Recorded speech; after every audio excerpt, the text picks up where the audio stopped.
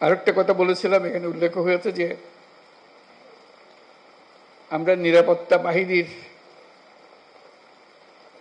বেষ্টনের মধ্যে আমাদের ধর্ম পালন করতে চাই না।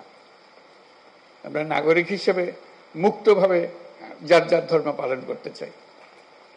এই অধিকার আমাদের নিশ্চিত করতে হবে। আমরা আইন শৃঙ্খলা বাহিনী, নিরাপত্তা বাহিনী সবার প্রতি ধন্যবাদ জানাই। তারা তাদের ভূমিকা পালন করার জন্য। কিন্তু আমরা এমন একটা দেশ বানাতে চাই যেখানে এরকম নিরাপত্তা বাহিনীর বেষ্টিত হয়ে ধর্ম পালন করে একটা হাস্যকর জিনিস হবে।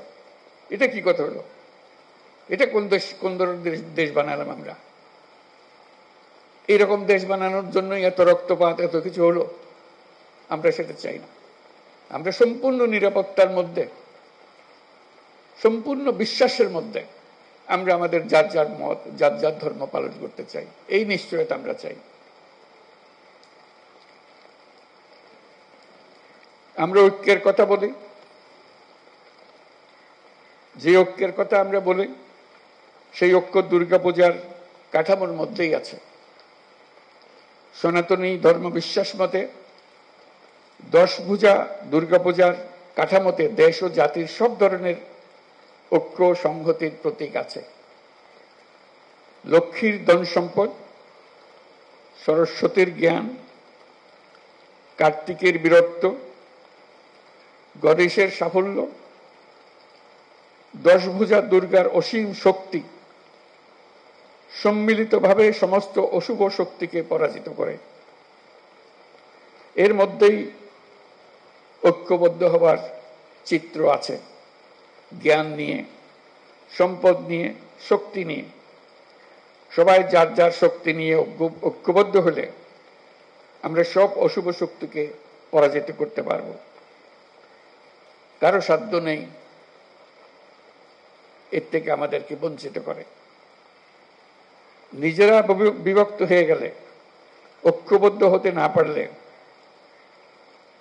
আমরা জাতি হিসেবে ব্যর্থ হয়ে গেলাম। আমরা জাতি হিসেবে ব্যর্থ হতে চাই না। আমাদের তরুণরা জেগেছে, আমাদের মানুষ জেগেছে। আমরা নতুন বাংলাদেশের কথা বলছি, সেটাই নিশ্চিত করতে চাই।